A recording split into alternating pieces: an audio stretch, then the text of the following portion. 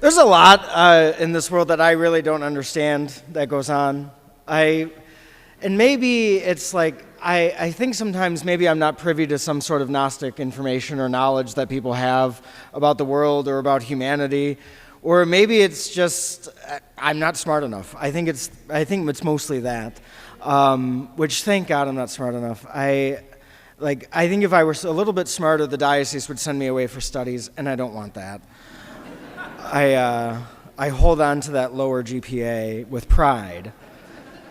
But what I do know is what I was taught, right? Because that's what we always know. That's solid foundational, formational information that we can always lean on in our lives is what we know, how we were raised, how we were built in the faith, how we were built to encounter the world and encounter life. One of the great things I don't understand with the world is just this lethargy that seems to happen everywhere.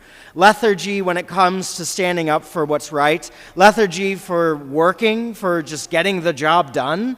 It's maddening to me. Because in my life, my very simple life, I'm from Brook Park. My dad is a retired detective. My mom's a retired teacher. Then they taught us great lessons, absolutely foundational lessons. And the best was, you work until the job is done. Not only done, as in completed, you not only punch out at 5 o'clock, you work until that job is done spectacularly, until it's done wonderfully, until it's done to the level that you would be proud to put your name on it. That's how you work. That's how you encounter the world. And I take that and I can apply it to every different part of my life. Whenever the bishop asks me to do something, whenever I'm told to do something out of holy obedience, I throw every ounce of myself into everything that I do. And that's the way I encounter the world, and it just seems so opposite to how everybody else does. But this is what God calls us to do, that throwing ourselves in. My mom and dad, Tim and Faith, they did not use these words from the Holy Gospel, but everything that they said, all the lessons they taught, spoken and unspoken, were reeking of these words. We're just so entrenched in this parable that Jesus tells to the Pharisees. That there's a rich woman or rich people putting in the excess of their wealth, and that there's a poor woman putting in absolutely everything that she has. And the thing that we're called to meditate upon and come up with an answer of in today's gospel is, which is better? The people who put in an excess, whatever they have left over, whatever's spare and laying around, or the people that put in absolutely everything that they have? In Catholicism, in our world, in this process of sanctification, in participating with Jesus Christ, it has to be one and only one answer. It is the woman who put in everything that she had. The answer is giving of ourselves to the entirety of the world. And there's a lot of reasons we don't. There's a lot of reasons we might be timid in giving all of ourselves to work, to life, to standing up for what is right. There might be a lot of reasons like being judged, being ostracized, having to end relationships. That's a scary one. Having to part ways with a friend or with even family because they just only witness to the evil and not to the good. Or at the best case scenario, to the ambivalent and not the good. We are called to be who God created us to be. God who knit us together in our mother's wombs before she knew us, before the world experienced who we are, before we experienced any of the downtroddenness of the world.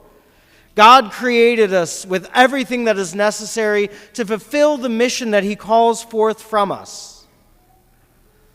Therefore, we don't have to do spectacular things. We don't have to do spectacular things like reinvent the wheel or discover a cure for this or for that. That's not what God calls us out. God calls us just to give back who we are. This woman who gave just her last 2 coins, all she had, gave from her poverty. She gave until it hurt.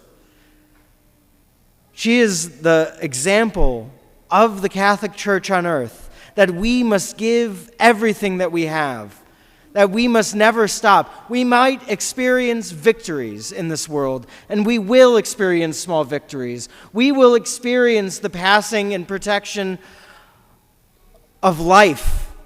We will witness the election of good governmental officials that watch out for the American people, that will grow our country. Those are small victories. The war has already been won, the big battle, the big with the enemy. What are we called then to do? We are called to live our life with Christ each and every day, and live it unabashedly, and live it unreservedly, and live it by ourselves with Christ. This gospel, these readings, they pose questions to us. The prophet Elijah, who was on the run for his life, stopped at the command of God, went to a different place, and asked for help, and he received it.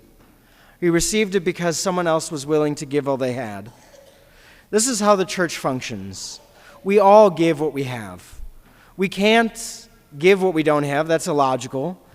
We can't just show up and have holy roll call be done. We can't show up because there's just an expectation or a law or an obligatory thing. But we have to show up each and every day, giving all of ourselves, living out our true identity as beloved sons and daughters of God, with all the trust that He has formed us, and He has put people in our lives, like our parents, our family, our friends, to show us what truth, what goodness, what beauty truly is. We are called by these readings, by this gospel, to give all we have. It is a wonder and a question that it brings up on who is better, on what is more efficacious, someone who gives from their excess or someone who gives all they have. We need to be people who give all we have. I think it's a good prayerful exercise for everybody to do every day. I do it all the time, to see what's holding me back, to see where I was timid. At night, before I go to sleep, after I finish Compline, after I finish night prayer, I sit in my room. I sit usually on the floor in the corner, and I ask myself, where was I timid with God today? Where did I hold myself back? Where did I stop my tongue when I saw evil happening in the world? Where did I participate with Him? Where did I stand up for God? Where did I point others to the truth? How did I witness to Him? And I ask very simply, how can I do that tomorrow? How can I participate with God on a deeper level tomorrow? How can I not let my fears stop me? That's a good question for us all to ponder. How can we not let the fears of this world, the darkness of this world, stop us from living the authentic identity we're called out in Christ to give everything?